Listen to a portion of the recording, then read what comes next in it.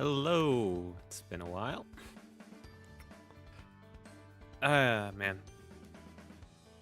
The whole setup and all that still bothers me. With all this, I don't know why my internet's so inconsistent. I'm not sure there's any settings I could put in OBS that would keep it like without buffering when my connection goes from like wildly swings from like 1 kilobit a second to like, you know, the setting it's supposed to be at, which is like at 7.5 right now. I don't know why it keeps hopping back like that. That is something. I do have construction going on nearby. Maybe that's affecting it. No. I'll talk to them tomorrow. I meant to talk to him. He slept in late. I got distracted. Yeah. I'll talk to him tomorrow. I need to do other stuff tomorrow too, like buying new boots. The boots I got, like, they fit perfectly. And I tested them around. Like, I walked around with them. But unfortunately, I don't know why, when I started using them, like, over the course of a day, they just really chafed my ankles. Like, damn. It got to the point where it's, like, hard to walk. That was that bad. I mean, but God, those days, it got to the point where it's really hard to walk, even. Oh, well. But yeah, I'll get new boots tomorrow. I'll talk to the internet people tomorrow. Hopefully I can return the boots. They had, like, a 6-month warranty, but I feel bad about, like, turning them back in, like, after I've used them for a couple of days already. I don't know. Not sure how they handle that, if they'll be able to sell them again. Ah, man. Anyway. Ooh, where are you, Quill? No, that's... Pedro. Okay, no, Quill's here. Quill, I beg of you. Show yourself.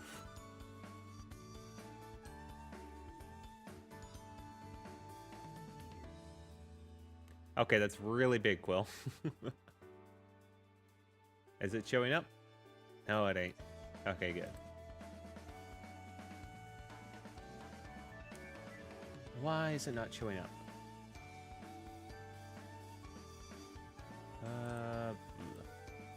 Method automatic. Nope.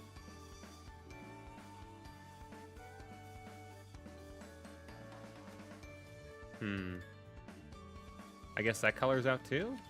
Thought I changed it so that that color wouldn't be. Weird. How about this color? There we go. Hello, Quill.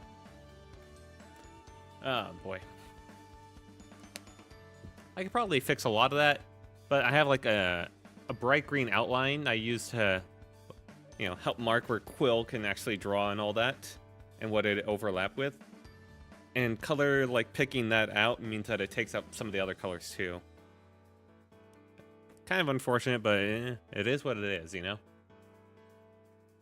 Now, if you would, Quill, chapter for today. Chapter... Alright. What fucking chapter number is this? I did chapter, like, 3 for the fucking Signalist streams. I mean, Signalist was a lot of fun. I looked up all the endings and all that, and all the theories regarding it, and it goes a lot deeper than I thought, with all, like, the possibilities and interpretations of it, but the gist of it, like, the basic story of it's actually pretty simple. But it has a lot of interpretations, which actually I really like. That was a good game. That was a really good game. A little tedious, but overall really good.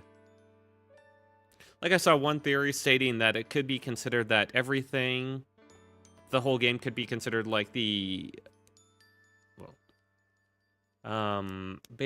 what are they called? The things that you see that aren't there that you think are there. Hallucinations. It could be considered like hallucinations or in the mind due to radiation, acute radiation sickness. That would have been pretty fucked up. I saw another one saying that Falk and Ariane, I think was her name? Aliane? I fucking forget the names, of course. Like, they were both used, and they both were bioresonance powerful individuals, and like the Yellow King or whatever both used them and basically had them connect with each other, which explains that gateway between two faraway places and all that shit. Pretty interesting. Who knows which theory is real and all that, because there's several others in addition to that. But, yeah, Good time. Really good time. I don't think I'll do another, like, single player again for a little bit. Or if I do, I think I'll, instead of one single-mindedly doing single player, I think I'll mix it up a bit. Probably a good idea, right? Let's see. I'm not sure which single player I'm doing next, but that's, I guess, part of what the stream is. You know, just going through all the different games played. But whatever single player game I do next, I'll mix it up with some, like, not so single player game. Well, they'd still be single player, but not quite so story focused, I guess. Stuff like Civilization, Empire Earth, strategy games, or games where, you know, you don't care too much about the story. And you can just, like, do one-off streams of it, you know? I'll probably do that. That's what I was thinking, because I've seen some other streamers gain into Civilization, and it makes me want to play Civilization again, you know? But, oh, fuck. Alright, let me just go to my channel, actually, for a second. My channel. I need to see it. What the? Is my stream still going, or did it fucking die? YouTube Analytics? Okay, yeah, no, we're good. No, nope. It's weirding me out because it's showing me the thumbnail and making it look like it's fucking, like it ended somehow, huh? Stream Analytics? YouTube Studio? You good? Okay, yeah. Well, now it's saying that would, like, last exactly 1 hour. Oh, man. That always wigs me out. Pretty sure... Now, it also says I have 1 viewer at one point. I'm pretty sure that was just me. I think it just counts me looking at myself as a viewer. Oh, my fucking internet. Oh, I'll talk to him. I should have talked... I met with my family today, and, you know, they help out with internet stuff as well. I should have talked with them. In fact, I'll send him a text right now, my dad.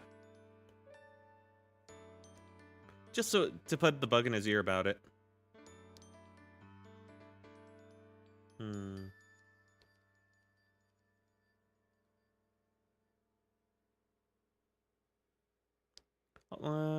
Hey, Dad, not a big deal.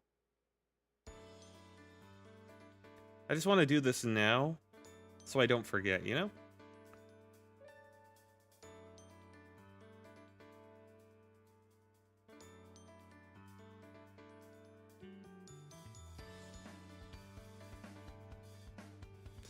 I have noticed my internet speed.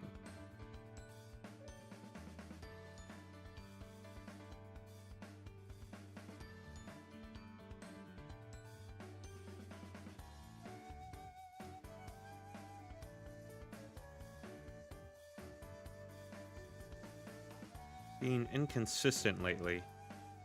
Yeah.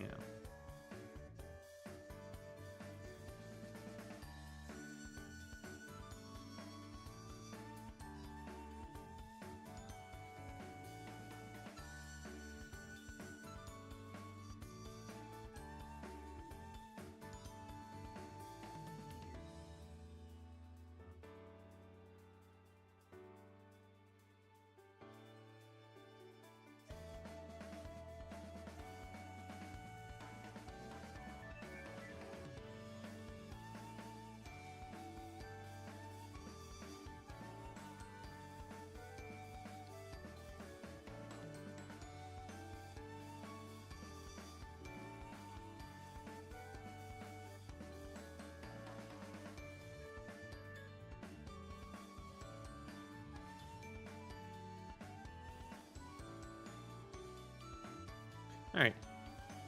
It's not a big deal, but I have noticed my internet speed, specifically my upload speed, being inconsistent lately. I'd like to talk to my... Yeah. Alright.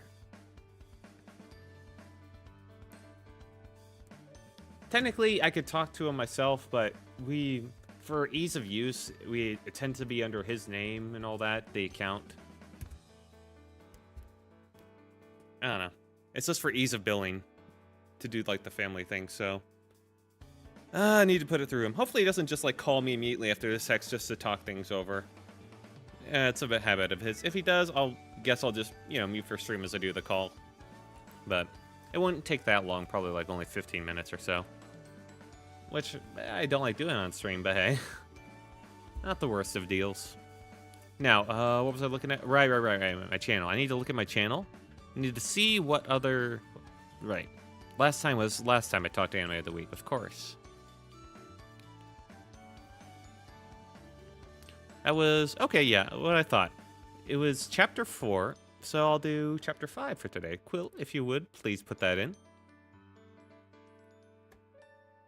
Chapter 5.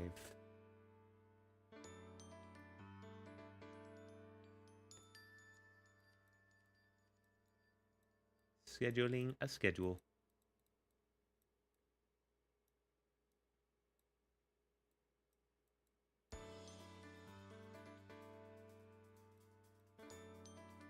You, man. You really got to care more when you get closer to the end. You just kind of give up. Oh, don't give me that. You're such a crybaby sometimes. You know that, Quill, right? Oh, what is that? A Dunsat? Yeah, you put it on me. You're supposed to put it on my head. Yeah, who's the dunce now? Oh, yeah. Very funny. Get out of here. Alright, scram. Scram! Now. Oh, God, my internet. It's a shame, dude, because fucking pay money for it. Think it'd work. This is going to always bother me until I get it fixed, too, so... Hopefully this can be solved out easily, and it probably won't. But yeah. Let's move on, then, I guess. Whoa. Oh, wait a second. Let me just find myself. Oh, there we go. And let's just move through this, huh? Oop. Oop. Ignore all this. I should probably just create like a separate thing, but then I have to move it around. That'd be a pain. But it would be cropped differently, so it'd work better. Who cares?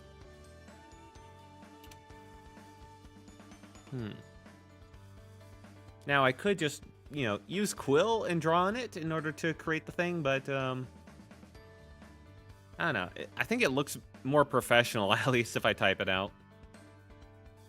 How does this look? Okay, that comes out pretty well. Whoops. Didn't mean to do that. Alright, let's just keep it down here. And, you know, let's make it bold for the title. Schedule.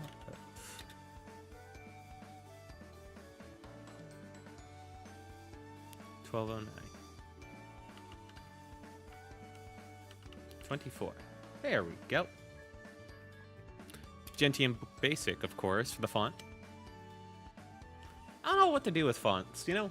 I go through, like, the list of fonts, and most of them just look very... They either look shitposty or just mediocre. It's hard to find one that just looks nice, I guess? Some of them, the vowels just kind of feel like they overlap into, like, the... Oh, fuck. It's the vowels and... What is it? The non-vowels called? Hang on, this is gonna bother me. The consonants, right? That's what they're called? The non-vowels? Consonants, yeah, okay. Yeah, a lot of the fonts, the vowels just kind of overlap into the consonants and it looks awful. Need one that has at least a bit of space, but I also like them having like a tiny bit of like curvy flair to them. Gentium Book Basics is about as good as I like. Yeah, it looks okay. Now, let's put in the days. Let me look at my schedule. I'm not sure if I'll do more of these like schedule streams or whatever. I kind of do it just to, I guess, improve my yapping abilities in one extent.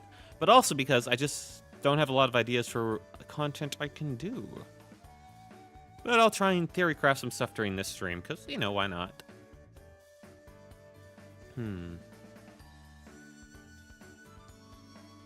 Alright, that's about what I expected. Schedule is basically same as last week.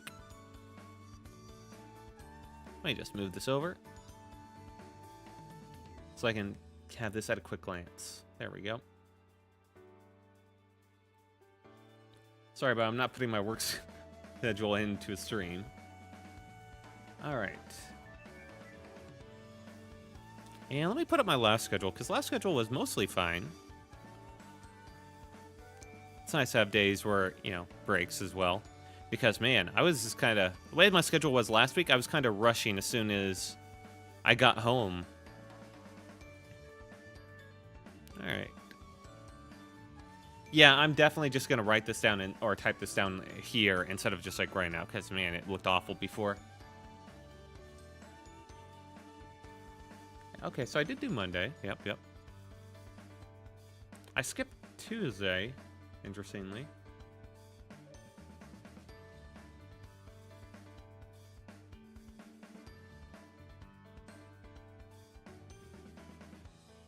But then I did, yeah, canceled Thursday, and then I did Friday. Okay.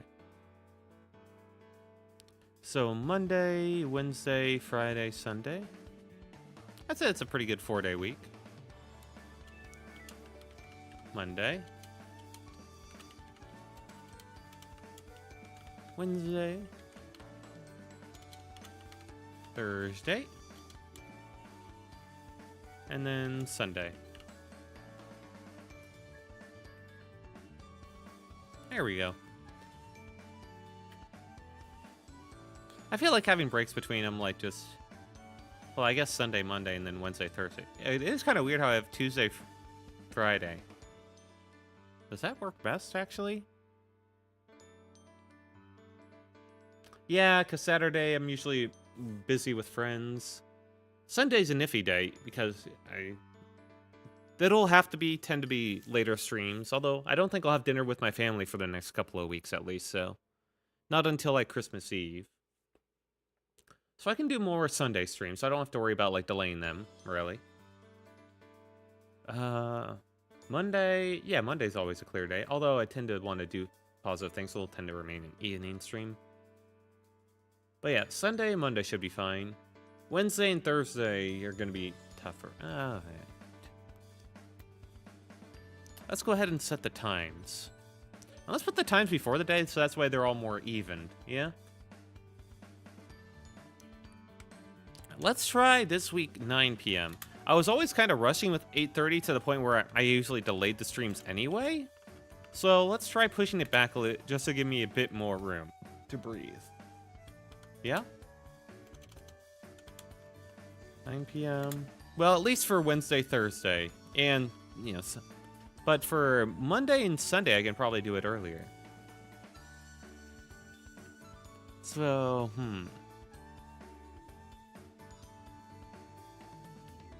What would be a good time on Sunday and Monday? I tend to sleep pretty late. Sleeping till 2. I'm one of those people that absolutely sleeps into the afternoon on the days where I can get away with it. So... Let's see. Probably more around like 7 p.m. then. Not 7-0.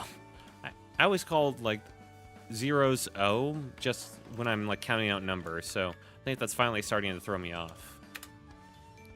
And this way I still have time to like eat before stream too if I want. Yeah, that works. Alright, I'll have this as my schedule for the next week, and I'll see how that goes. Let's see. Wednesday, Thursday...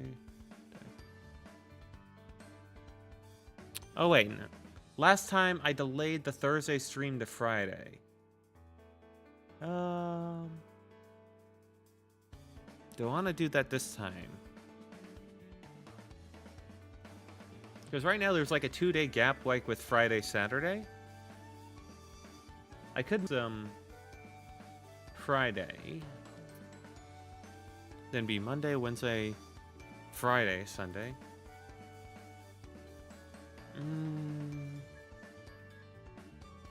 No, because Friday's usually the evening where people want to play games anyway. Like, still am busy Saturday, but I'll sleep up late for that. No, I'll keep it like this. I also get off. I'm also available earlier on Thursday than Friday. Not by much, but a little bit. So yeah, I'll keep it like this. Stream ideas. I did have one thing. I wanted to maybe not be so hard set in like what the streams are, because I feel like that just throws me off. I don't know, I feel like I'm the type of guy that just gets way too into a stream, you know? Or like he gets way too into the habit. I do what I think is needed to be done in a way. Or I do what I've already said I'm going to do, and I don't really think it through beyond that. Stream is healthy, so you say, YouTube. I doubt that. I doubt that. Anyway. So maybe let's close that schedule. Keeping it more open would actually be better for me. That way, on the day of, I can kind of decide what I want to do. Right? I feel like that works out better. So, what ideas could I do for stream? Potential. Let's not go with stream ideas. Let's go with potential streams. There we go. I think that gets across the point better.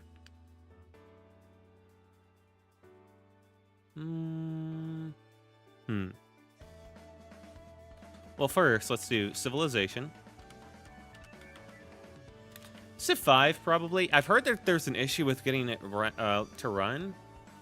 So I'll have to look into that before then to make sure I can actually get it to work, but yeah. TF2, this would probably be more of a guerrilla, but hey. Actually, let me turn off. How does that look? Yeah, that looks better, okay.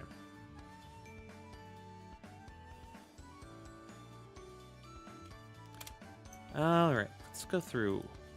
What other things could I potentially do on stream? I mean, there is Hollow Cure, but I'd have to start that over as well as... Actually, no, I guess I wouldn't have to, would I? I just have to be very careful with what Steam shows.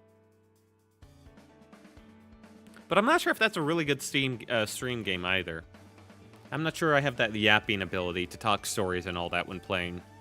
Team Fortress 2, at least, I can basically do that on autopilot and have a ton of fun. Let's see. Ooh, yeah, Witchfire. Witchfire. I've been interested in that one. That one's not so much story focus, so that'd be good. I kind of want to take this week as like a break from story games, considering like I just got through Signalist, you know? I want to like mix up my offerings. Dark and Darkers have been a game that's on my radar for a while, but I have spent no time in. Ooh. I kind of know what... I'm not sure which single-player game I want to focus on. I'm not sure which single-player game. There's Armored Core 6 and Lobotomy Corporation. Lobotomy Corporation, you can kind of play that without focusing on the single-player too much. I will, just because why not? And I have heard good things about it. I don't know. I'll just write both down. Why not? Lobotomy. I messed the fuck up of that spelling, huh? Lobotomy Corp. How did I get it that wrong? There we go. I must have had a lobotomy. Jesus. Armored Core. Yes, I see it. 6. I do have Disco Elysium, but I want to save that in the future. Then there's Frostpunk. I'm not really feeling that. I guess that would be good, but I'll save that until we're a bit later in the, you know, into the winter season. There we go. Found the words. Ooh, Knights of the Old Republic. Nah, that's for the future as well. Not feeling that. Oh yeah, Phantom Abyss. I beat that one, but I still love playing it, so... But I'm not sure my stream would be able to handle that all that movement, especially when it's fucking dying to 0 kilobits per second. What the fuck? Alright. Oh my god, why is it so inconsistent? Jesus.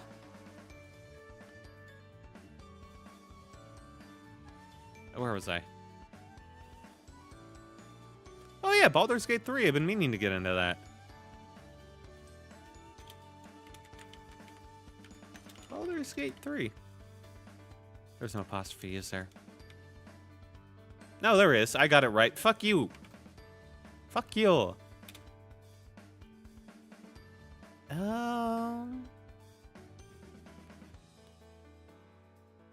Mortal Shell. Where the fuck did I get Mortal Shell from? Huh.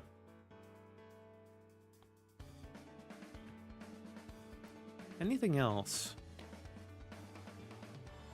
Oh yeah, Devil May Cry 5. Let's put that on here.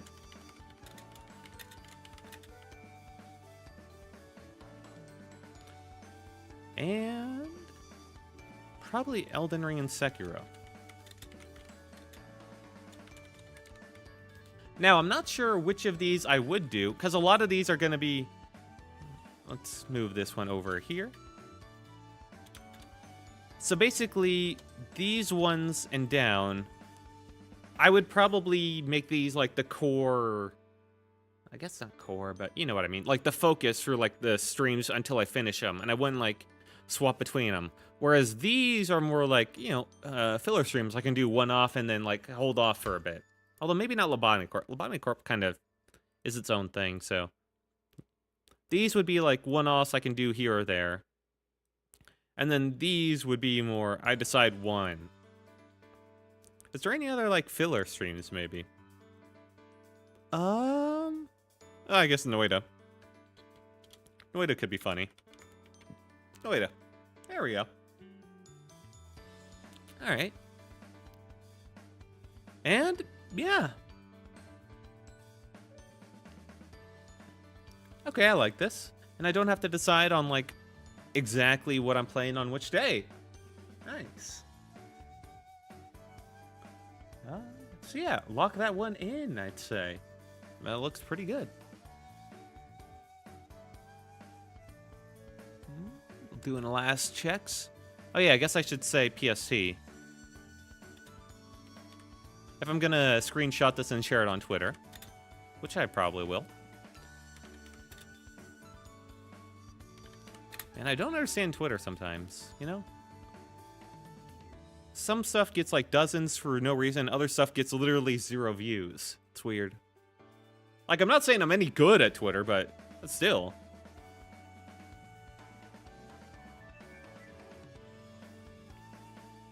I'm still trying to decide, do I want to, like, dedicate a day? I think once I decide which of these games... Oh, sorry. Which of these games I want to mainline until I finish them, I won't schedule streams for.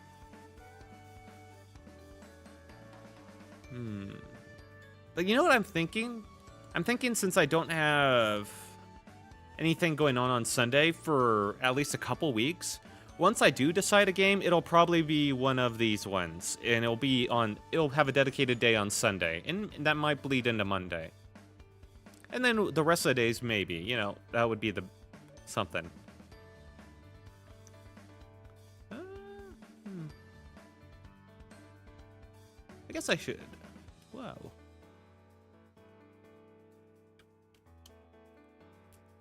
Yeah, I could clarify it here. Ooh, turn off the bold, so it's obvious it's different. Single player. No, that's all single player, except for TF2. Story game day.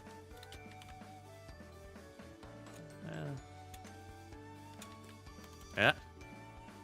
This will not be a story game this week, for Monday. I'll probably do Civ tomorrow, just because I'm in that sort of mood. Stop turning on fucking bold. Oh my god. Cease. Civilization 5. Yeah, I'll do that tomorrow. I can, I'm in that sort of mood, so I know I want to do it. I might do more Civ, I might do something else, you know? Anything goes. Alright, how does that look? Oh, okay, yeah, that works. Actually, let me do one more thing here.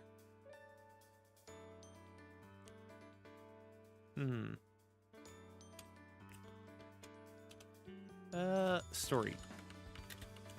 I don't want it to be like a title all its own. I want it to be like a subtitle, so... Let's do it like this, maybe? Nah, man. And then story games. There we go. Yeah. Or, I guess not really story games, but you know what I mean, right? Like the games you just want to like mainline until they're over and beat the single player, whereas these games you can just kind of play them through without, you know, without caring, right? I don't know what the difference is though, like arcade games versus... Like it's all story, right? For the bottom ones. Like it's they're all single player, but these ones are like story right? I'm not crazy. Okay, yeah. I'd say this works. Let me take a screenshot of this. Oh, let me make it... Yeah, that's fine.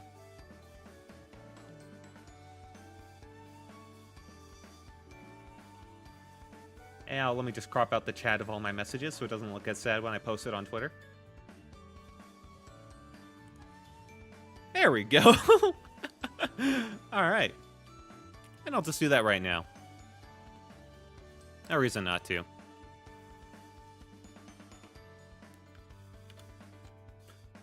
Thank God for the Windows capture tool. Jesus, I don't know how I got by without knowing of it. Like, not capture tool, sorry, the snipping tool. Not sure how I ever got by with that for years without knowing of its existence.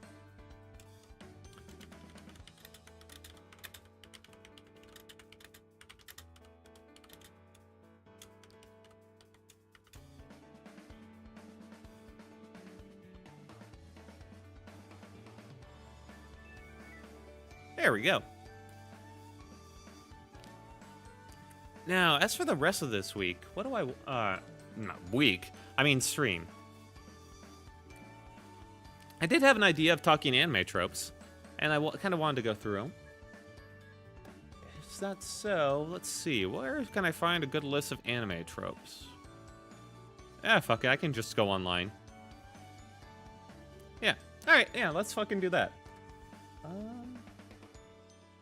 I'll have to go back to another page. Where do I want to go for this? Full screen? Or basic scene? Let's go to basic scene. There we go. And let's see.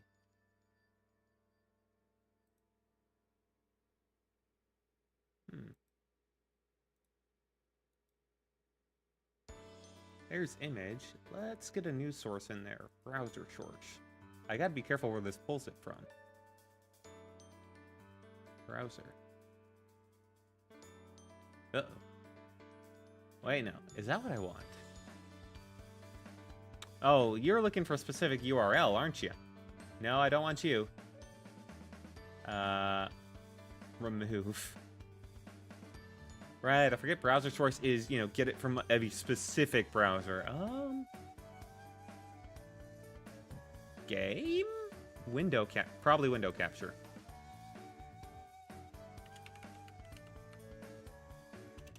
Browser. There we go.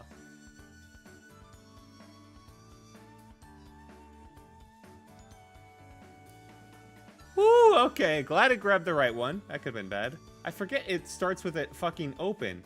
You know, thanks for that. Let's move this down a bit. No.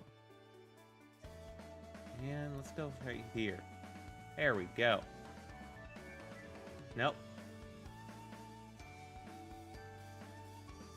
Wrong place, browser. Move it a bit down. Here we go. There we are. And let's shrink that baby down. Whoop. Don't worry, I'll bring this back in a second. Whew. I am so glad I was on the right page. Oh, or that I got the right browser. Woo. It's just, yeah.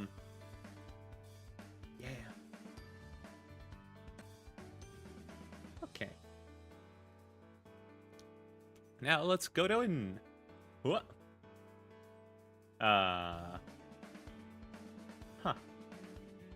Hang on, let me actually move this down. I need to be in front of this. Hello? Hello?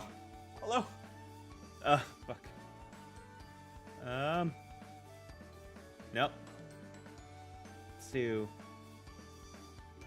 Here we go. Got it. Figured it out. I'm the best.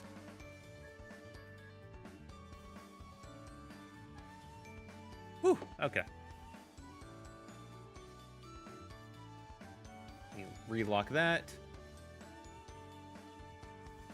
And yeah, okay.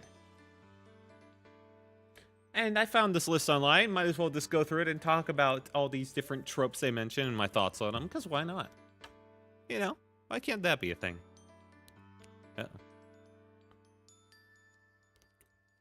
How does this look? I should probably bring it down a little, huh?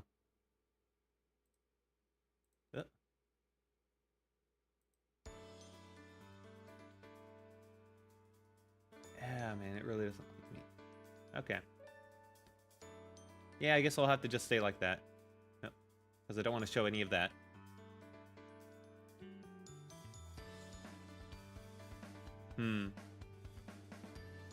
I gotta be careful when making sources in the future if they're just gonna auto-show like that. I didn't realize it would connect, like, to my browser immediately. I thought it would allow me to choose first. Ugh. Let's do... crop. Let's just bump off the top of that. There we go. And get that off the side. Alright, there we are. Now I can move this down without worry. Because it's obviously one of those websites that makes them for phones. Let's edit these a bit just so we get a nice view of it. No. Nope. 1,000. Damn, barely still. Okay, let's do the left. Okay, that cuts it off a little. 800? Nope. 500. There we go. Isn't that nice?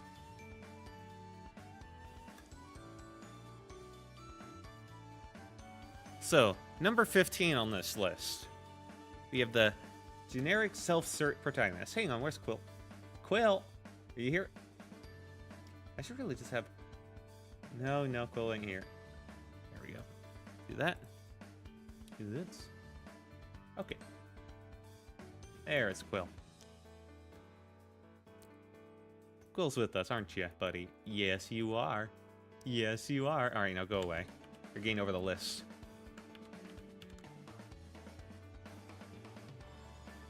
So, number 15 is the self-insert.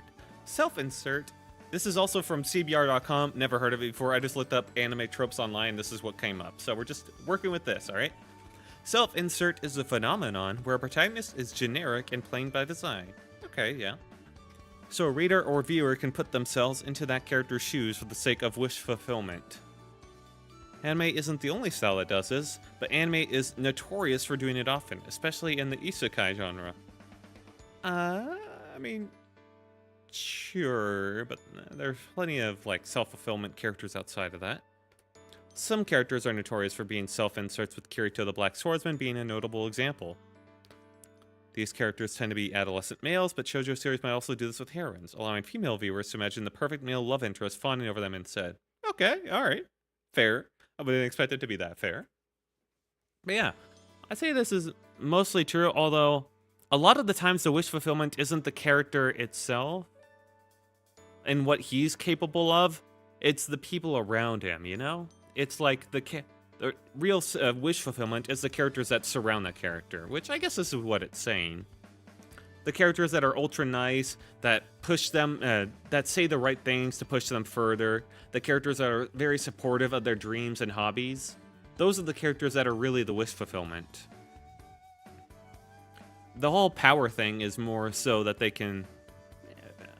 I guess that also was wish fulfillment. I feel like it's just...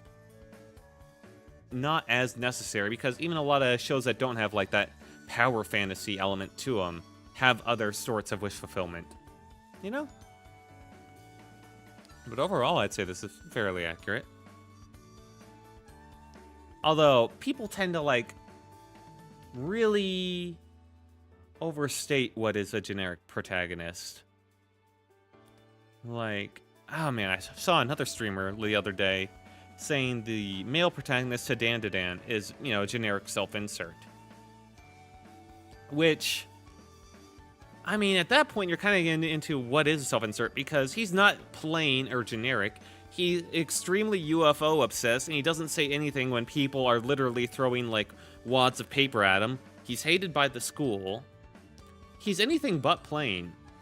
When I think of plain, I think of more of, who's that MC from the series with the girl who can't talk at all? Not like she physically can't, but more like she's incredibly socially awkward and shy about it.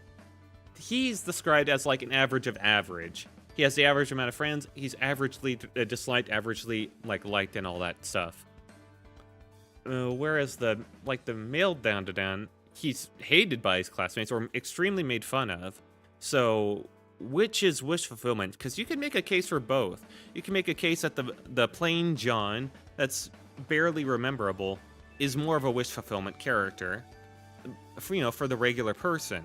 Whereas the otaku that's bullied and has obsessive interests that drive off other people is more of a wish fulfillment or self-insert. No, sorry, not wish fulfillment, but he is a self-insert more so for the otaku crowd. So I guess what is a self-insert depends on what the show is being marketed towards more, but if you want to go straight from the definition of self-insert of being generic and plain, then I don't think he is as much, you know? Although you can have different flavors of self-insert. Yeah. Doesn't have to just be one thing. Kirito is a pretty generic, but I think it comes not from their circumstances or whatever, it just comes from their attitude. They are just nice. They don't really have beef with anyone. They always take like the correct option unless it's very, story dependent. They just don't butt heads with other people that often, really. They always are selfless, basically. They always want to do the right thing for others. And it always, comes back, not to bite them in the ass, but to help them in the end. That to show them, like, the morals and stuff. That's more dependent on, like, the story, right? Show and tell. In terms of, like, morals or lessons. So, I don't know. I mean, you could say at the start, Kirito's a generic self-insert, but he definitely goes through events that make him not generic, and it's not really wish fulfillment. Like, the dude is traumatized. He's now ostracized from society, basically. He just cannot fit in, and it's not like any of the skills he learned in that, like, game world really applied to the outside world, because he's kind of screwed that way. He was generic at the start, extremely generic, and in terms of attitude, he hasn't really changed either. So I guess that's what makes him, like, feel like self-inserty and generic all the way through, and you can't really get rid of that so much, can you? I don't know. That's one of the weird things about generic self-inserts, is that no matter what they go through or what they end up, like, overcoming, they will always feel like a generic self-insert no matter what special, like, situations or occasions they go through, because it's more so not their genericness of their circumstance, it's more the generic and plainness of their attitude. Which is also a bit weird, because their attitude of just being nice and understanding everyone is not really generic and plain in terms of reality. Because in reality, most people, when they were pushed to these situations, they're actually very, selfish usually. To a reasonable degree, but people are still going to be selfish in these situations. Or they'll lose their minds a bit. Those are the more realistic reactions. And you think the more realistic reaction would be the more generic one. But generic when it comes to, like, protagonist anime usually means generic in terms of that overdone, or it's almost the generic protagonist is wish fulfillment in wish we could be like in these sorts of circumstances. We wish we could be perfectly nice to others, no matter what situations we come across. We wish we could be able to overcome these situations with, willpower, with the help of friends. We wish we had, of course they had power in us, but it's also like this attitude that's just very accepting and nice to anyone that deserves it. So generic protagonists are not generic in terms of reality. They're generic because they're, I guess, overdone wish fulfillment of the reader for their self-insert for what they want themselves to be a lot of the time. But because they're so non-realistic, they don't feel grounded in that way as like somebody to look up to either. So you, as an author, you kind of want to add flaws to the character that don't disappear. Maybe they work on them, develop others, as they gradually get over. I think a more self-insert protagonist that's not generic, but he still feels like his own character whose struggles can be looked up to, and so is his lessons, is Araragi from the Monogatari series. Araragi is much more of a real-life generic person in terms of, at the start, he was good at grades. He wasn't hated by the school. He was kind of just generically liked or whatever. He had a dislike for others. He was in high school, and he, went out to buy porn mags or whatever, and he ended up like throwing his life away because he was severely depressed. And I mean, for a teen boy in that situation who just feels no connection with the people around him, who has just become disillusioned with connections and all that, who's still like decent at his grades, that feels more of a kind of a realistic, generic, self-insert protagonist. And yet his attitude, the solutions he takes and everything goes over makes him feel much more interesting and not as a generic self-insert. In terms of like the trope, it's almost like the trope has overtaken what is actually generic and self-inserty, because the trope of just generically kind, can do anything, accepting of anything attitude is has taken over what is generic, even if it's not generic to reality. I'm just kind of yapping, but that's how I feel. Oh, hey, my dad texted me back.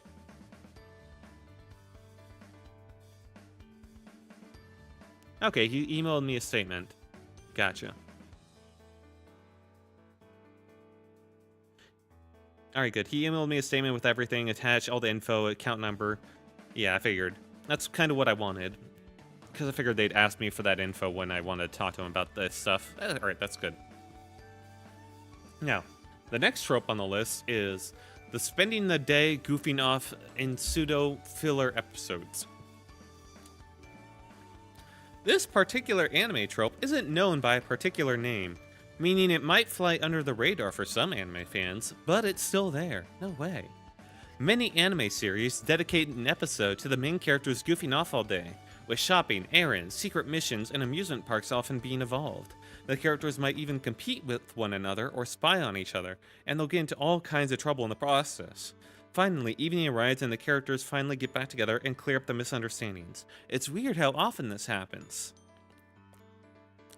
I feel like this is very dependent on the genre of show.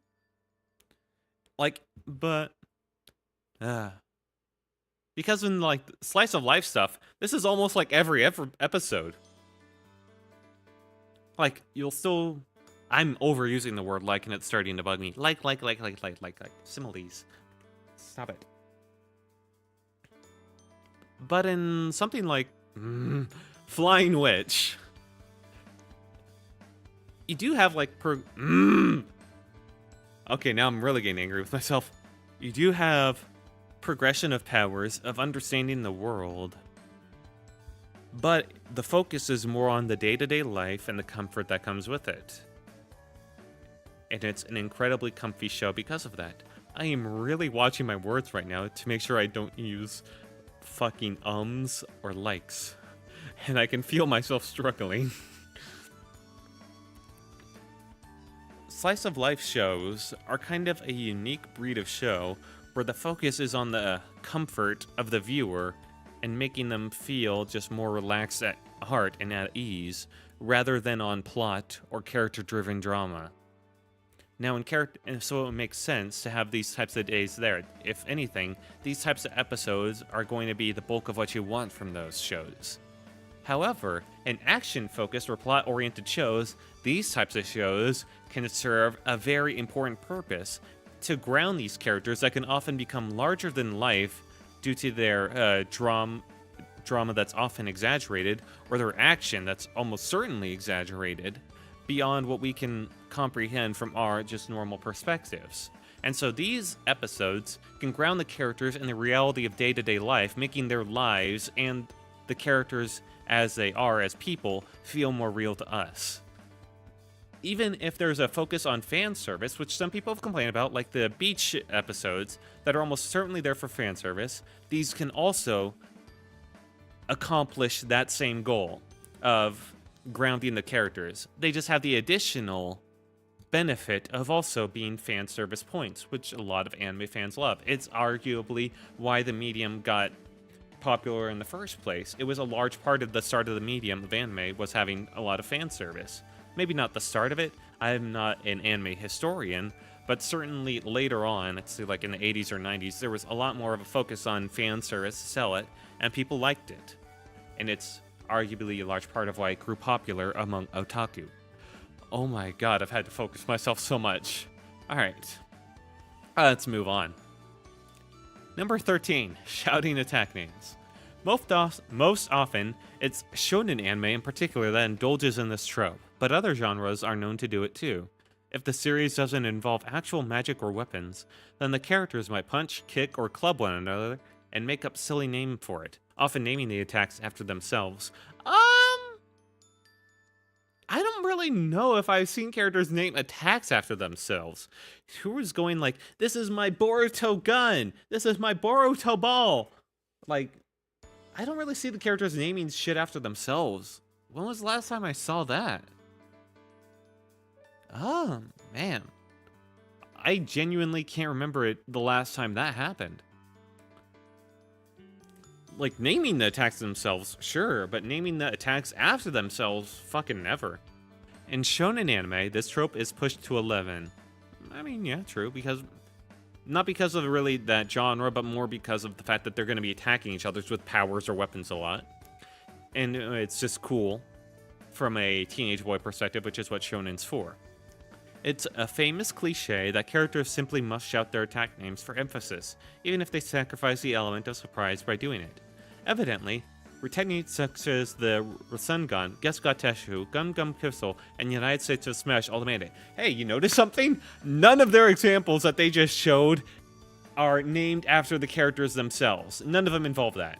I feel like this right here, often naming the attacks after themselves, was meant to be more often naming the attacks themselves. Must have been like a mix-up.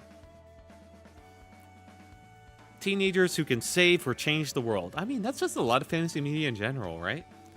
It's common to see young characters saving planet Earth long before they get their diplomas. This trope is something anime shares with Western young adult fiction. Okay, yeah. Clearly, every adult is either too busy, too corrupt, or too dead to save the world, and so it falls to a plucky young man or woman to do it instead. Once again, it's usually shonen that does this, but all genres involve an adolescent leader who fixes the story's main problem. From defending Earth from monsters to healing a broken relationship or saving an industry from disaster. Heroes such as Ichigo, Luffy, Naruto, Yuji, and Soma Yukihara all fall into this category. Soma Yukihara. Who is he from? Let me just look this up real quick. Food Wars. Oh, that's why I don't know it. I never watched Food Wars. I heard stuff about the first season. It didn't seem like it was for me. And then I heard like it fell off hard after that. So, yeah. That's like a hype wave that I missed, and I didn't care when it fell off the rails. Ooh.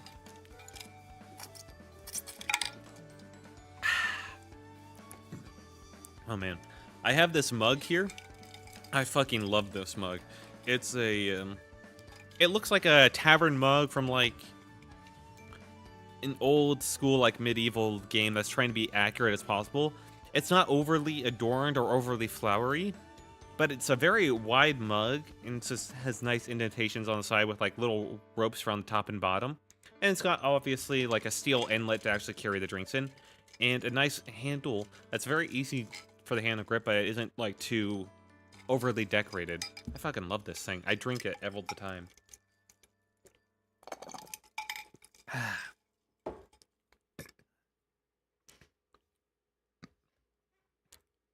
I mean, not much to say here, yeah.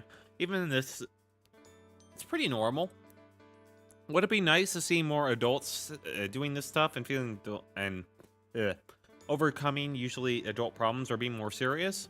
I mean, kind of, sure. All I care about is whether the story is fun or not.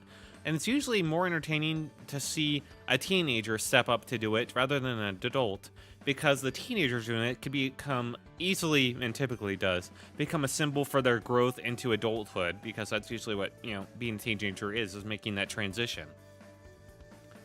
So not only is it understandable, it's usually much more interesting. Seeing an adult do their job to save the world doesn't have that same emotional stakes or impact to it. I guess not stakes, but yeah, impact definitely. Because that's just doing what they're supposed to do for them. For the teenager, it's about accepting adult responsibilities, it's about stepping up, and all that good stuff, right? That's what makes it more interesting. Now, it's not to say adults doing this can't be interesting, it just needs to have more thought put into it, emotion-wise, and usually requires more adult themes. The comic relief guy who might also be a pervert, gamer, or fool. Most anime series need a comic relief character who dispenses non-stop gags and pratfalls.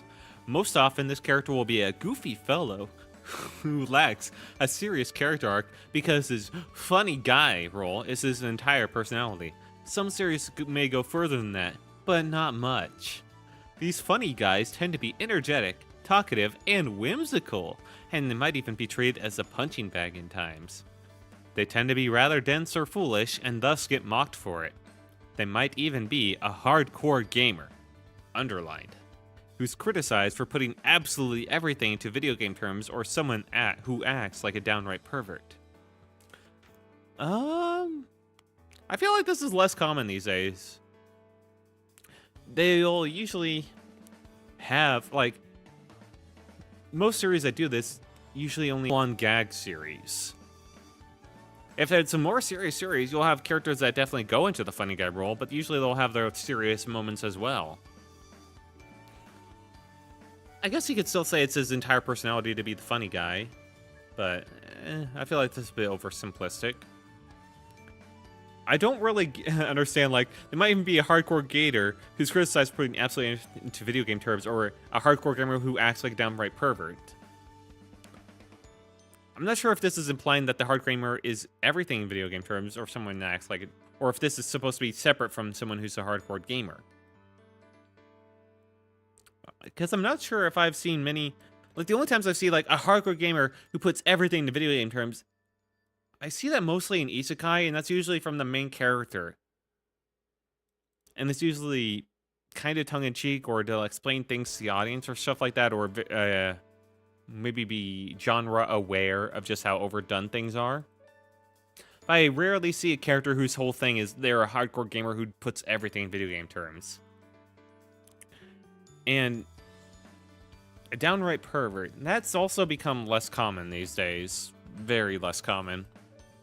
And even when it does, it's usually not even done in a funny way. I don't know. Mineta, I don't have the hate for Mineta from Boku no Hero Academia that some people do. I don't really care. Honestly, I'm fine with the pervert trope characters. They can be funny at times.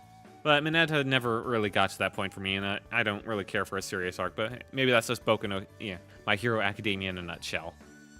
Anyway, moving on to number 10. Tsundere characters are sweet and sad. What the fuck? That's not a trope. That's literally a description of that fucking word. Do you mean the trope is tsundere characters? What the fuck do you mean the trope is tsundere characters sweet and sour? That's like saying the trope of water being wet. What the fuck do you mean? You could just say tsundere characters if you're just title for the trope. Saying tsundere characters sweet or sour is just saying water is wet is a trope. What the fuck do you want about? Anyway. A tsundere is a character who starts off as bitter or aloof towards their love interest. They proceed to warm up to said love interest over the course of time, but they regularly alternate between their conflicting feelings. It's a strange mix of stubbornness, passion, denial, and arrogance. It's almost guaranteed that any anime an anime fan watches will contain at least one tsundere. They're generally utilized as gateways for humorous dialogue exchange, though their inner turmoil will affect their decision-making during dangerous or dramatic situations. Some of them do have a kinder side, though. That's the dare. That's a dere. That's a dere side. I guess some tsunderes go full-on on the Tsun and just don't have the dere to make up for it, but... man. Yeah. And some tsunderes are just straight up annoying. They go over the top with, like, the violent gags, being like, hentai, slaps, fucking crushes him through a building because he accidentally glanced at her when she was revealing her stomach as she pulled it up, she pulled up, like, her shirt or something. Anyway. Ridiculous power scaling. Alright, yeah. It's a rule of thumb that the hero will be the strongest or smartest character in their anime and defeat any antagonist that directly challenges them. Not really. Even in shonen, a lot of the time, like, most of the time, sure, in shonen. But even in shonen, the main character might be defeated and they'll only survive because of the power of friendship and somebody else helps them through. And that makes a very big point about, I couldn't have done this without you, my friend, type of thing. They might struggle at first, or they might not make the best choices, but they're the protagonists for a reason. Victory is essentially guaranteed thanks to the ridiculous power scaling trope. The hero will receive inexplicable power-ups with every top-tier villain they encounter. If the main character is having a rough time, a side character viewers completely forgot about will suddenly be strong enough to fend off the overpowered villain.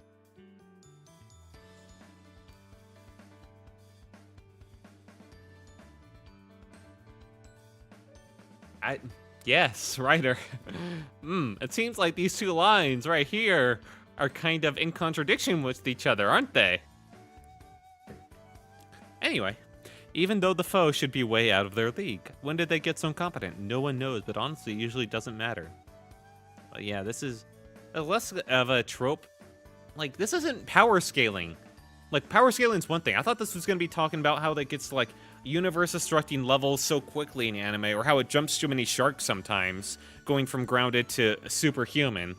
But no, this is talking about plot armor. This isn't talking about, like, the hero. This isn't talking about, like, power scaling. This is just talking about plot armor. That's it. I mean, plot armor is a trope that exists everywhere. Because the story wouldn't exist if the main character would fucking die all the time. I mean, you can do that, but you'll usually find a main character that lives because you want to have a consistent viewpoint with arcs that people are invested in. Expedited training sequences thanks to maintain pacing. All right, I feel like this one is going to have to is what should have been this one, but anyway. Any anime with fight sequences or tournaments will inevitably feature a good old training sequence or two. There's usually a sensei involved that will go on a spiel about how difficult their coaching will be, or how no one is able to complete it within X amount of time. Well, sure, because you gotta have, like, stakes and some tension to the training, because otherwise you're just watching someone train. And if there's no time limit, then there's no tension. It's just a matter of, alright, well, when will they complete it? Naturally, the protagonist is in the midst of a time crunch, so they need to master everything right now. Yeah, because otherwise there's no tension to it, and you might as well just watch a montage. And they always do. Very rarely will the main character train for the proper amount of time to gain certain skills. It's a ubiquitous trope that is represented by characters like Ichigo Kurosaki, Naruto Uzumaki, and even Yuji Itadori. Yep.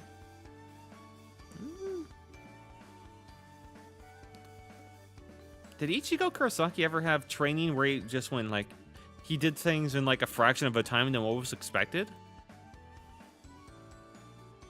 I don't really think he did. Like, he unlocked his sword and all that in the beginning. I mean, it's been so long since I've watched the start of Bleach on YouTube in 3 parts. I don't think he went through training and, like, had a sensei that he's surprised with his powers. Could be wrong, but it doesn't come up. Weak female characters. Oh boy. Weak anime characters come in all shapes, sizes, and genders, but women are known for getting the short end of the stick more often than not. Some of them are introduced as relatively useless, but they eventually expand on their strengths. Others solely exist to be saved by the protagonist, a damsel in distress, so to speak. Yeah, that's a damsel in distress trope. Very astute of you.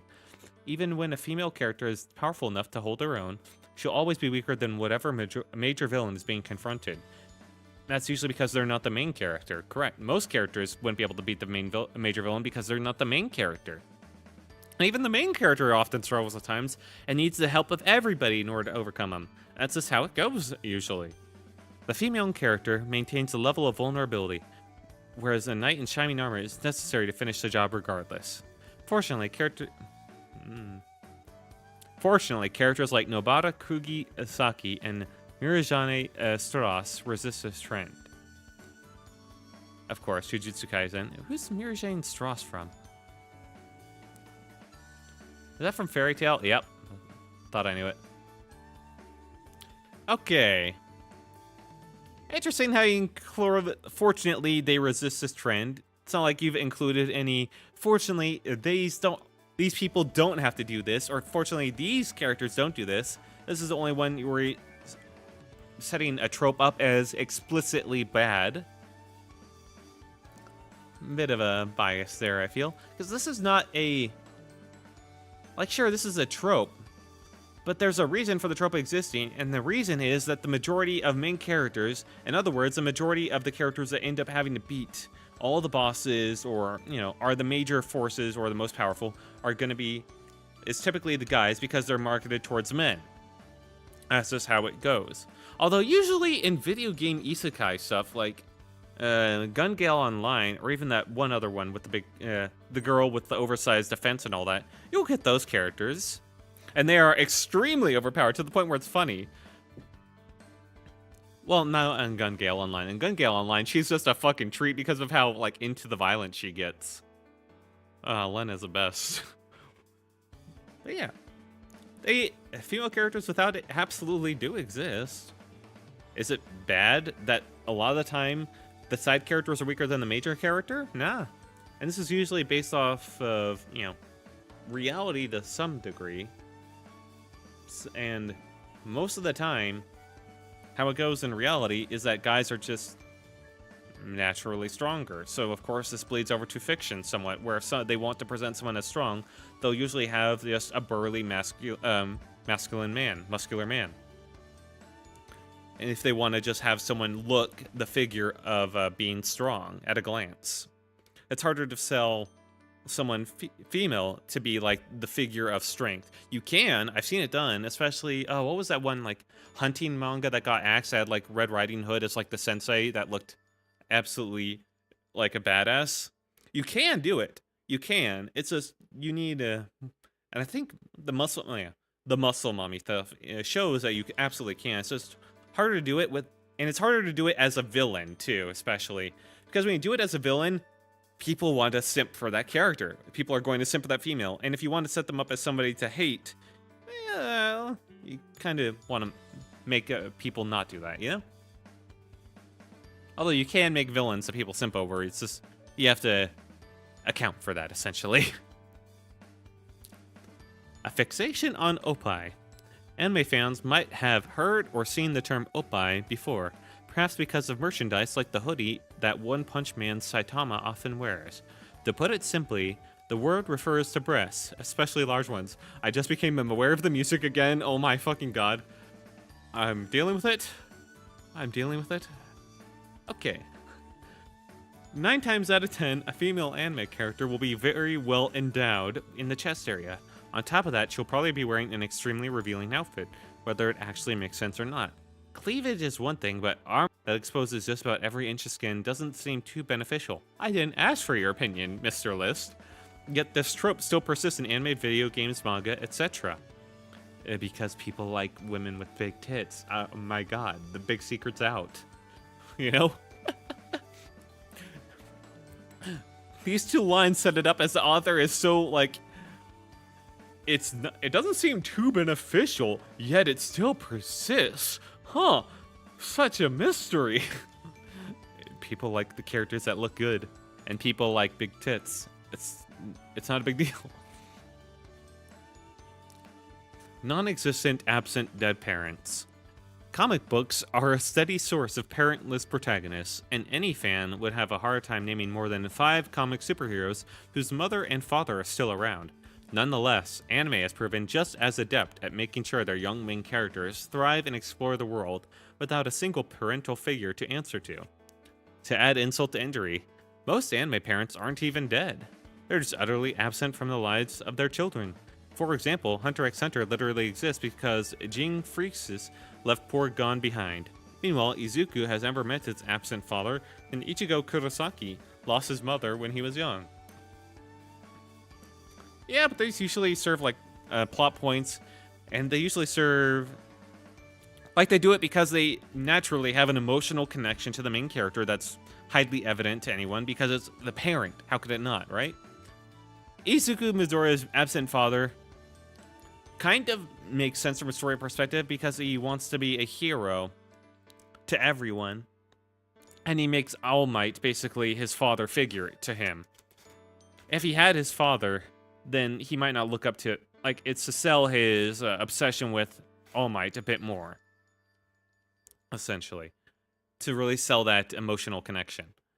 Jing Freaks, he does that to sell the absent father to exist. Really, the emotional perspective is to show that Gong's like adventurous spirit is potentially some that's inherited, you know, and it gives him more of emotional bond with another character that he can talk with on and maybe talk about later on in the story. Ichigo Kurosaki's mom being dead was an extreme plot point and informs a lot of the story to an amazing retroactive degree. So yeah, it's very obvious why these happens in both comics and manga and anime. A lot of tropes are there because the actions that the trope describes is very useful from a story perspective, because that's what part of what makes good stories is to have these emotional connections, to have things pushed beyond the breaking point, to take the interesting things or the rare things from that could happen in somebody's life and just make them the highlight of the story. Because otherwise, you're just having a slice of life story where a guy goes to work like every day and nothing much changes, you know? Emotional flashback before a big moment. Time and time again, anime has put us on the brink of something massive and then pulled us back for a mood-changing recollection. It could be a big reveal, a highly anticipated battle, or the introduction of a new character. It's incredibly likely that a pause will occur beforehand for the sake of an emotional flashback. These aren't always pointless, and they tend to cover a character's backstory or the decisions that led them to their current state. They'll occasionally draw tears from viewers and make their subject more relatable, which adds to the personality of the series as a whole. Van Hohenheim had an interesting flashback, for example. I don't remember that one at all, because I haven't watched Full Metal Alchemist all the way through. And I haven't just watched Full Metal Alchemist in fucking forever. I should go back and finish that one. I probably have to restart, and there was a fuck ton of episodes, which is why I pushed it off, but that's something I should definitely go back to. But this is obviously not something that's anime only. This is is it anime only? Let me think.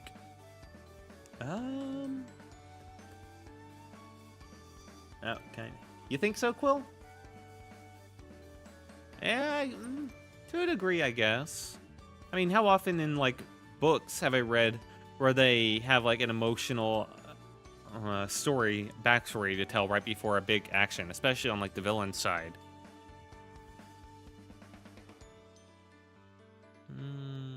I guess not often, huh?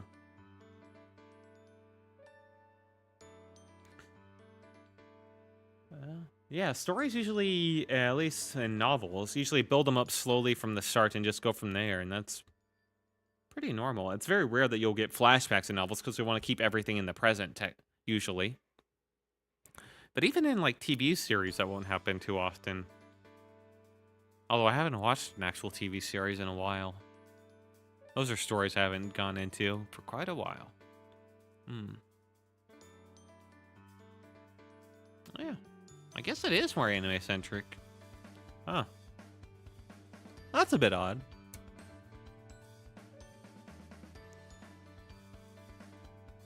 I guess anime has more of an emotional focus, and that's why.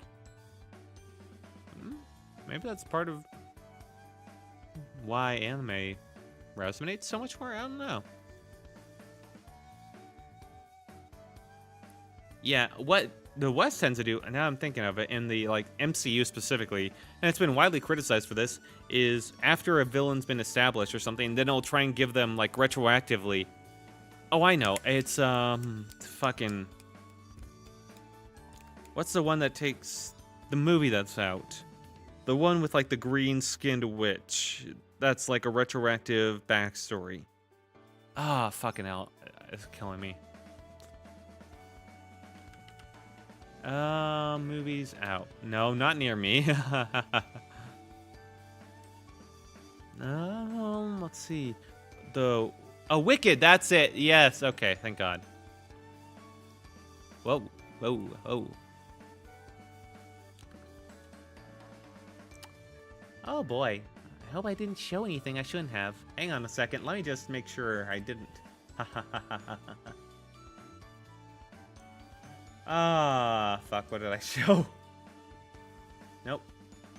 Where are you? Right, you're down here. Let me just... Yeah, what did I show? Okay, good. I was worried I showed stream key for a second there. Whew, okay. All it showed was the analytics page where my stream, the preview, is failing to load. But yeah, the Wicked show, the movie, is a notable example, I think, was what the West tries to do that's in a similar vein to this, but is, in my opinion, much worse, is that it has a villain that's been established as a villain for a while, and then it retroactively makes a villain that shows their origin story and shows them being actually a good guy all along. Like, you get that with the Dalmatians, like Cruella de Vil. You get that with, not Wanda, but kind of Wanda. Basically, they make a villain, then they try and make a sob story out of the villain, despite them being obviously a villain. It's basically trying to do what this says, but with less self-awareness. Yeah, I guess so. Monologues for exposition. Anime plots usually get a little convoluted, especially when unique powers and skills are brought into the equation. No way. Most of the top-tier popular series have a long list of user-specific abilities that fans will need to remember. How does one keep up with all these superpowers and the multiple storylines? Monologues, of course. Whether they ukala... No, don't do it on this browser. Be a bit smarter.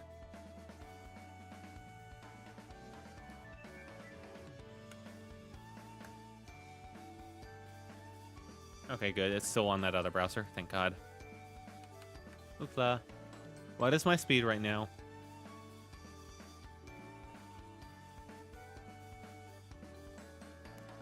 Boy. Oh, is it good now? Seems like it is.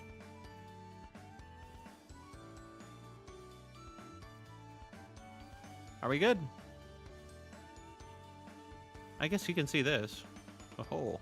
Stream is healthy. Okay, well, you know, whatever you say. Back to it. But first, what does Ukala say? Yeah, it says it's healthy. Maybe the internet company's reading my emails and saw that my dad sent me and is now like, oh, fuck, we gotta fix this. I don't want to talk to that guy. Oh, Quill, you can get rid of that, by the way. Thank you.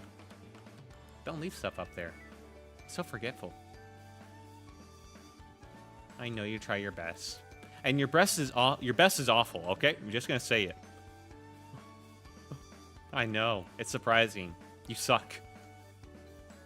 I'm sorry. I didn't mean to make you cry. But go away now. You're just clogging up the screen. Thank you. One girl who obsesses over romance. Yep. These anime girls are determined to ship anyone and everyone, and might be rather vocal about it, too. These girls are the type to think, gasp, could they be in love? If two other characters simply share a glance, and they might actually do something about it, too.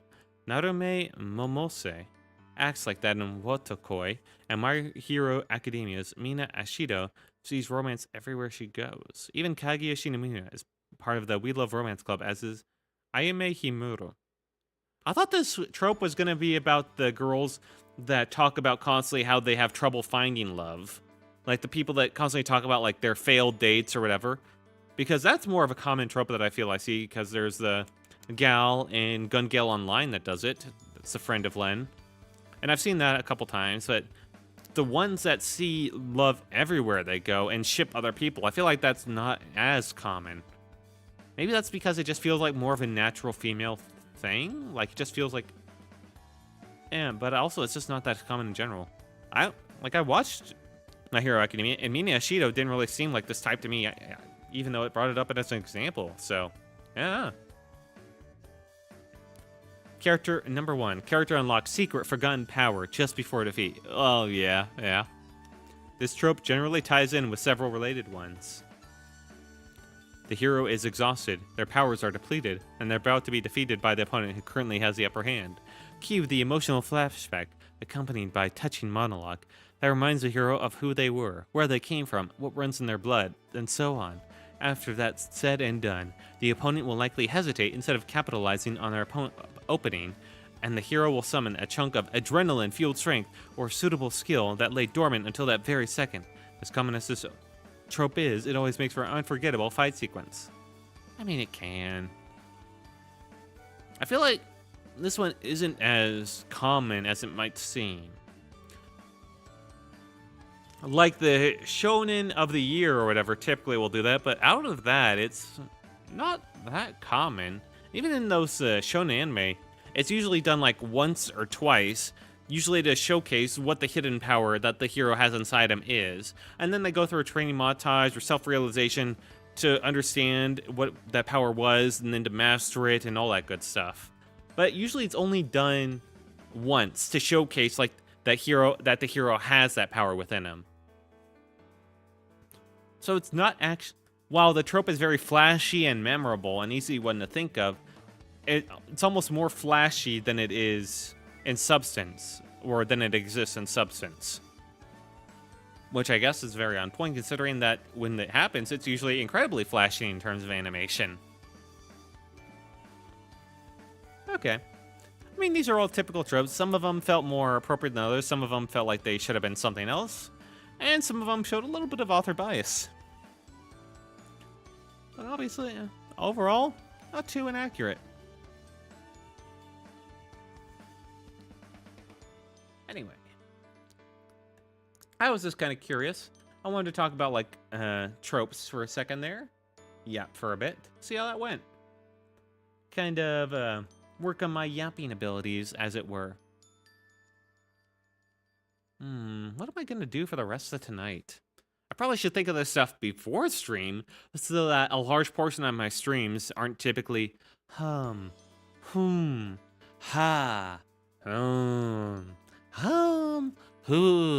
know?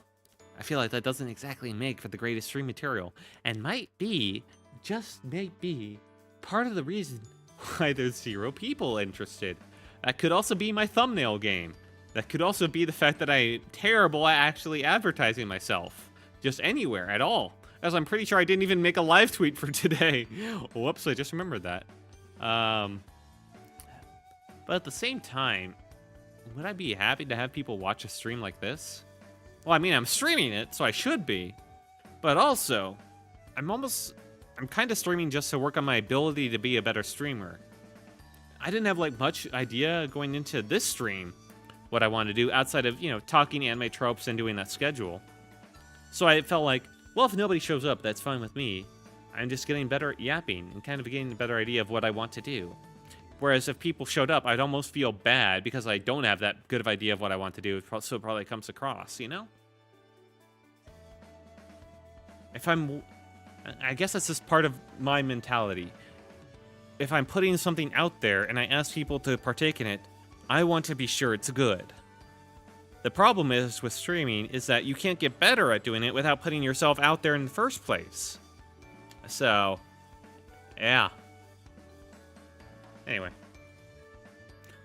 With the additional time before streams this week, hopefully I'll be able to put a little bit of time into actually making thumbnails. And that'll look, you know, better than what I had before where I kept using the same ones.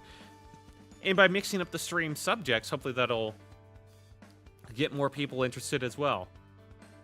Although, man, the more I think about it, the more I think, like, God, I'd probably be awkward in front of people. It's so weird. I'm almost more comfortable talking to just no one rather than someone.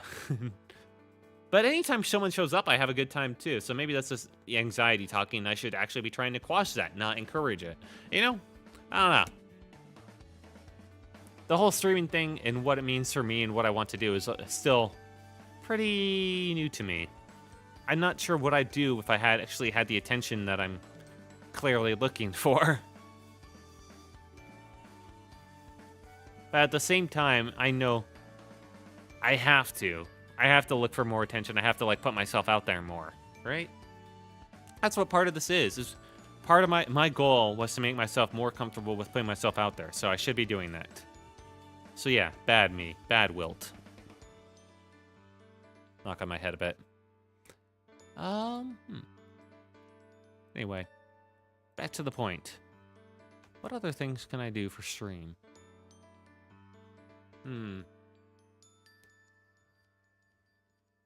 Something that would get people interested. I mean, I could do talks that I can think of titles that would get people interested. Let's say that.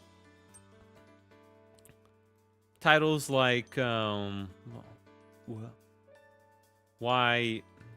Quill would take way too long to write this out. But basically, let me actually put this on screen. Bad ideas. Bad ideas, maybe. Yeah, thank you, Quill. Maybe. Yeah, maybe. Maybe not. Maybe they'd be good. Stream titles like, why being a male VTuber is a bad idea, and why I decided to do it anyway. Like, I knew that would get people, if they saw it, interested. Like, some people, at least. I'm sure a lot of people would just think of it as, like, grift, or clickbait, or, you know, see it for what it is. It's a title that's desperately trying to get people to click on it and to listen. Because obviously, wow, a male VTuber talking about, like, why it's bad to be a male. Oh my god, of course. Type of thing, right? That's why I put in the title, like, why I did it anyway. If I just said why it's a bad idea to be a male VTuber, that would technically, I think, be a better title in terms of just getting people to click on it. But it'd be a worse title in terms of it being more clickbaity.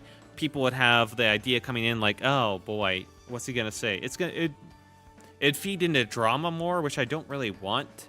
Like, I know I'm like a zero viewer Andy, but I still don't want to have the chance of creating drama with dumb titles like that. So at the very least, I'd add, and why I did it anyway, as kind of the clarification or the implied clarification in the title that there were still good reasons to be one, at least personally for me. You know? So maybe I could make a stream doing that, although I'm not sure I could really talk about why I chose to be male VTuber for an entire stream length. Like, I could go over my goals again. Sure, but that really wouldn't be a whole stream. I could talk about, like, why it's a bad idea, but I feel like that's also just obvious to anyone who looks. I guess this would be more appropriate as, like, a short, or like a short video. And that would probably catch more viewers. You know, I should probably do that, actually. Hang on. Yeah. Yeah. Oh, man. After all I said about the unbaking videos, I could make that video, and it would probably gather attention, and that attention would probably turn into views, so it would be a good thing for me to do. But basically, why being a male VTuber is a bad idea, and why I did it anyway. That still might cause drama, though, and might see as, like, kinda grifty, I guess. Not really, but still kinda.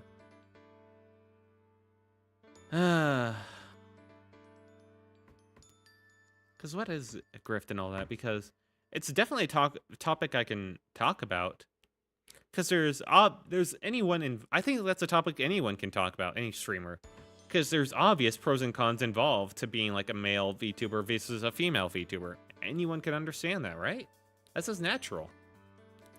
That's just how entertainment mediums are. They each have different, like, preferences. Some have very little, and some obviously go one way or the other. People like what they want to see, and that usually and is dependent on the actual medium itself. But I don't know, with VTubers and making a video about it, it seems like it's just more likely to cause drama. And why I chose it anyway. I know, in the end, I think that addition of why I chose it anyway would make it fine. I don't think I'd have to worry then. So yeah, that's an idea. That's an idea, not for a stream. Not for a stream, but for a video. A short video, maybe a short. That could work, and that would give me some views, so that's probably a good idea. Yeah, I'll probably do that. Okay. As for anything else...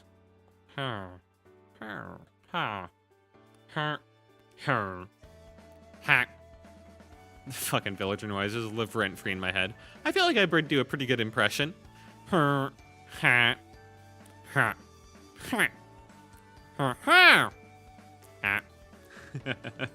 so fun to do. I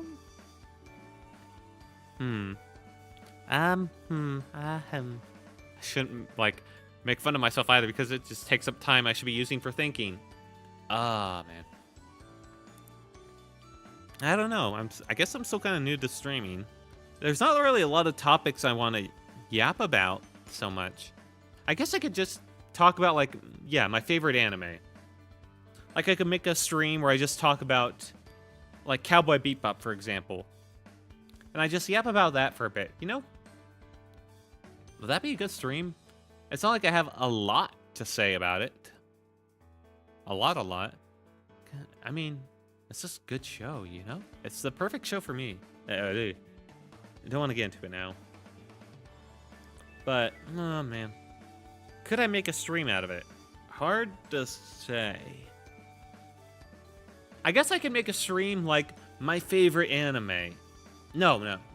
I know I got it. I got the perfect, like, content brained stream idea to talk about, like, my favorite anime.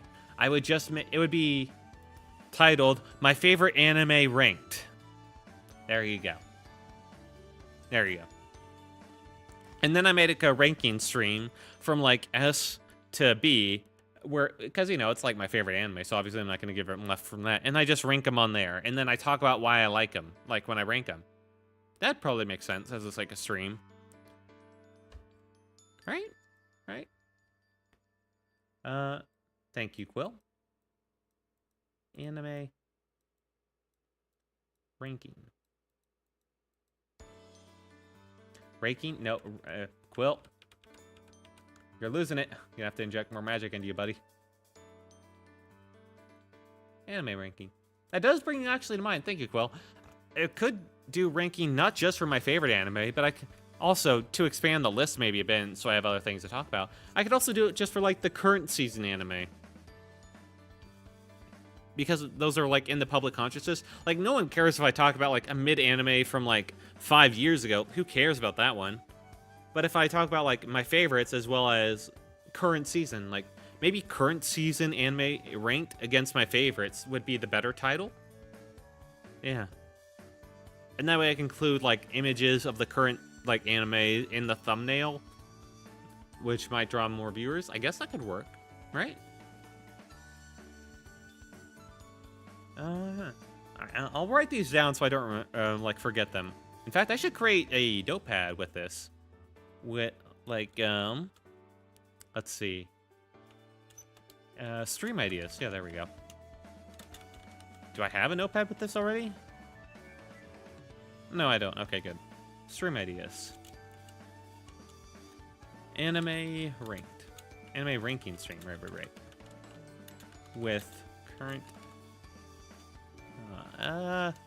current season. There we go. Anime ranking stream. No. Ranking current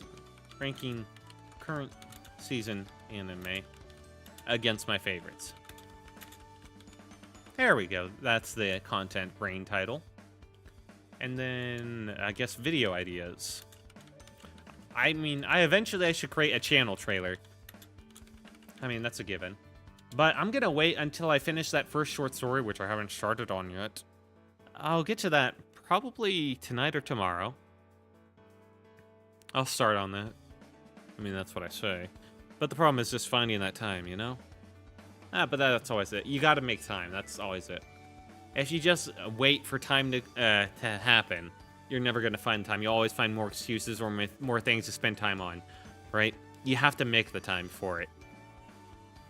Anyway, at the end of the month, after I, after I make my story and after I make the stream, like going over it and all that, then I'll do a channel trailer for the month of streams. From the month of streams. See how that goes. Hopefully it isn't too bad. And then the second video idea is why being a male VTuber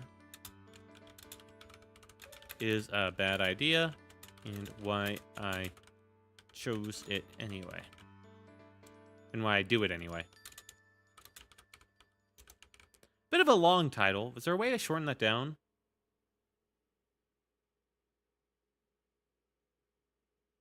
Not really. I mean, let me take a look at YouTube for a second. Look at other YouTubers' titles. How dirty are theirs?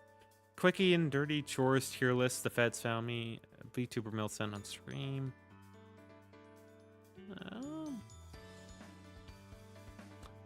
Stupid dog, you make it look like.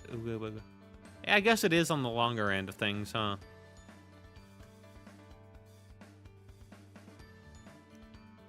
Oh yeah, Path of Exile 2. Ah, fuck. I should have added that to the list. Path of Exile 2 is, like, free, right? I've never been too interested in those, like, Diablo-style games, but that might be something to look into. So that's a maybe on that. But I already did the tweet or whatever, so... who knows?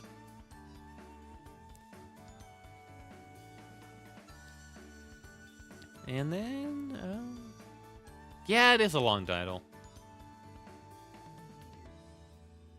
I could do being a male VTuber is a bad idea. Here's why I do it anyway. That's technically shorter and probably even more content-brained. Being a male VTuber is a bad idea. And why I do it anyway. There we go. I mean, one word shorter doesn't seem like much, but it's it probably helps. And having that be more of a declaration is, I guess, more drama-y, but it's probably better as, like, attention, like, grabbing. So that's probably better. Anything else? Let me save this notepad as content ideas. There we go. It's probably good I make this now. Now, I'll always have video games to go back to, and that's probably what'll be my bread and butter, is just video games. Because, you know, why not? Stream ideas. Oh! Talking books, I guess? Would I really have more to talk about the books I've read years ago, rather than, like, anime? I'm not sure.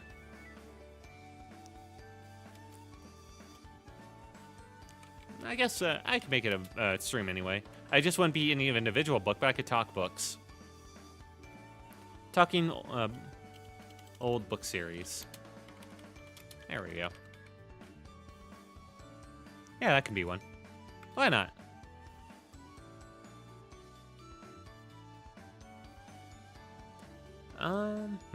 Anything else? Well, I'm glad I have at least 2, but I would like 4 of the stream ideas that are not just video games or the story.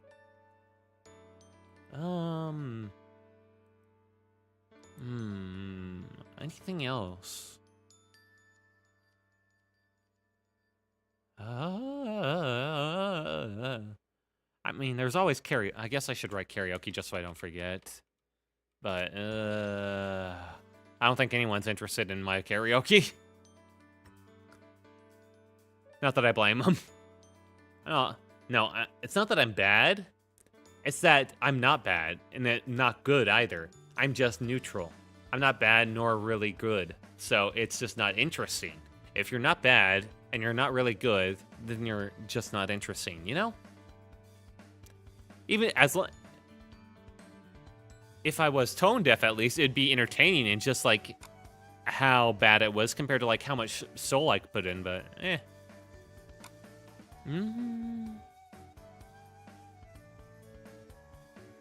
I could technically do a drawing stream, but it's not like I'm good at drawing. But yeah, I could put that in. Trying to art. Let's say that. I could also make a stream of learning Blender. I mean, I did work with Blender quite a lot, and it makes me want to bang my head into a wall. You know what? I'd rather not. I'd really rather not. That. Yeah. Blender hurts. 3D stuff just hurts my soul. It's really cool what you can do with it, and I can do it if I put my mind to it, but damn, there's this... It's a little overwhelming. A little overwhelming.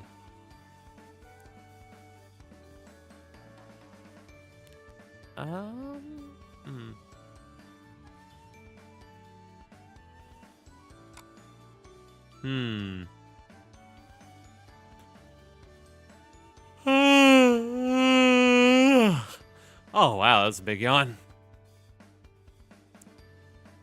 You know, back in my schooling days, whenever I yawned, the teachers fucking hated that, and I always yawned because I always stayed up till like 3 a.m. the night before, either playing games or reading. And so I learned how to basically suppress the yawn and have the yawn, like the air from the yawn and all that pressure that builds up inside you. I learned how to make that all come out through my nose instead. It was tough. It's really tough to suppress it and have it come out through the nose, but yeah, I learned. My teachers got so mad at me for yawning all the time or eating in class. Yeah, fun times. I would like take out a whole ass tomato and just bite into it during class and chomp it down. Not a cherry tomato, I mean a full ass tomato. Those are funny times.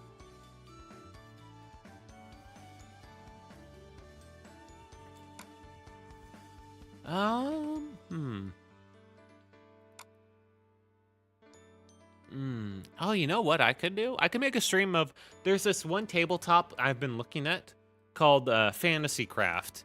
But I have never had the time to really go through it and look at its mechanics. So you know what? We could make a stream of that. Understanding Fantasy Craft. Or Learning Fantasy Craft. Because that's something I just kind of want to look into. Because I'm curious. I do like D&D and all that stuff. I haven't played it in fucking forever. And you kind of... Part of it's because if I want to do D&D, I really want to do it in person. Because there's a lot of interactions, like body language, you miss out on if you're just doing it online. It's so much more fun to do it like in person. But I do like theory crafting stuff. But I'm not sure if there's really a lot I can learn from looking through it, so maybe. But it did look interesting. And raising awareness of it, even if it's literally just to me, is pretty nice. There's technically a stream idea of going through my old writings. I'm saving that one for a Super Batsu, though.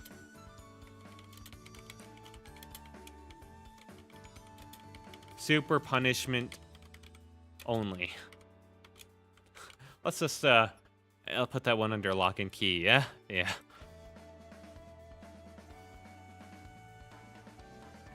Let's see.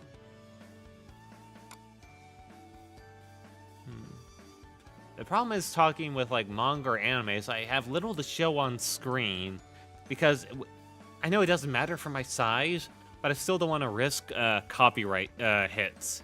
And you could very easily knock those up with getting... Knock those up, no. I'm not getting them fucking pregnant. You could easily get knocked by those by showing actual like scenes of the anime or scenes of the manga. So then it's hard to have anything visual to go alongside to make things interesting, you know?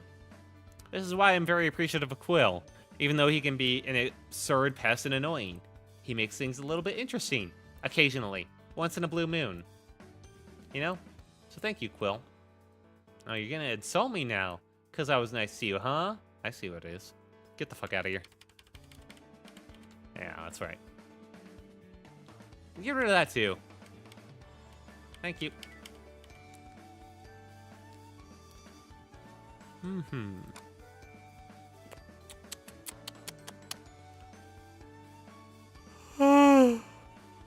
I'm not even... I guess collabs collabs are a thing. Collabs. I don't know why I was saying it weird. But yeah, collabs with other streamers are possibly a thing, but I'm saving those until I'm at least past the month streaming point consistently, because otherwise I feel bad even asking, because at this point I don't even feel like I'm an actual streamer yet, you know? I'm someone that has, like, no one even watching. I'm barely even a week out of streaming, or two. So, I don't know. It's weirder to approach anyone, no matter how small, big, or they are, that's actually a streamer that's been streaming for a while, considering my experience in it. So I'll save that until I'm a bit more experienced. At least a month out, probably longer. I'm not sure if ever, honestly. Because at the same time, I don't just want to reach out to people just because, hey, I'm a streamer now. I streamed for a while. Collab, please. I want to do it because I want to have fun with them as an individual. They want to be someone I'm actually interested in hanging out with, and, you know, and someone I think I'd actually have fun playing games with. I don't want to just hang out with someone for the sake of having a collab. So, I don't know. There's not a lot of people that would fit that criteria that would be fun to stream for me with, that I would also realistically be able to collab with, you know? Maybe eventually, but that's a bit far-flung, so I'll keep that off there. Definitely eventually, though. Ideally. Not sure about realistically, but ideally.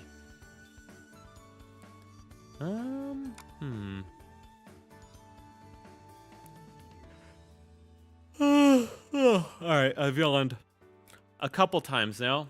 I think that's my body telling me it's time to call it. We're about, like, 2 hours into stream. So let's just say it's there. Oh, man. I got my schedule done. I talked anime tropes for a while, which is something I wanted to go over just to see what I could say, pretty much. And I had something to say at least. But that was kind of more of a reaction stream bit, so yeah. It's not like I want to do that consistently. I'm not sure if I'll do this in the future, like, wait, let me take a look. Did I say I would do this in the future? No, I said story game day. Okay, good. So yeah, I'm not sure if I'll do this again next week. I probably won't, because I usually don't have much to say other than just make schedule and talk for a bit. So yeah. And I can do that during, like, other streams. Like, making a schedule should be a thing that's not on stream, most likely. I did it here just because, why not? Something to fill up the space that wasn't Signalless. And that's probably a good idea. Signalless was so good. And, I did talk about Signalless' story a little bit, too. Kind of bask in that, but there's not much to say. There's a lot of theories. It's not like, I'm not the super theory guy, I'm not the guy that can remember every detail, every name, that can, like, battle the theories against each other and find out which one's truly the most accurate or whatever. I just like stories because they're fun. They're escapism, They're good to talk about, they're good to think about, but they're most pleasant to just experience. That's what stories are to me. I'm not the guy to theorize over every detail, right? But yeah. Anyway, thank you all for showing up today. Alright. Oh. I do appreciate, well, I say you guys, but anyone who stopped by later, anyone, even if that one viewer may have just been me, but in case it wasn't just me, thank you for whoever that viewer was. And for anyone who stops by later in, like, a VOD or something that just, watches and casually checks me out, also thank you very much for watching. I do appreciate whatever support I get. And I'll try and make my streams a little more interesting going forward. I'll try and, like, vary things up with the additional time before my stream. I didn't realize it would be so tight before, honestly, so I learned that now. I'll try and put a bit more effort into thumbnail games, And I'll try and think more about, like, what I can do on Twitter to be more interesting. I probably should change my, like, YouTube thumbnail icon so it's not just, like, black, almost. It's supposed to be, like, the book, but that was before I lined it up with Gamma, so yeah, probably should change that. Anyway, thank you. Yeah, I already said thank you like 5 times, but yeah, thanks. And I'll see you tomorrow for some Civilization. See how that goes. Hopefully the installer bit isn't too much of a problem. So yeah, have a good night, if it's night when you're watching. Bye-bye!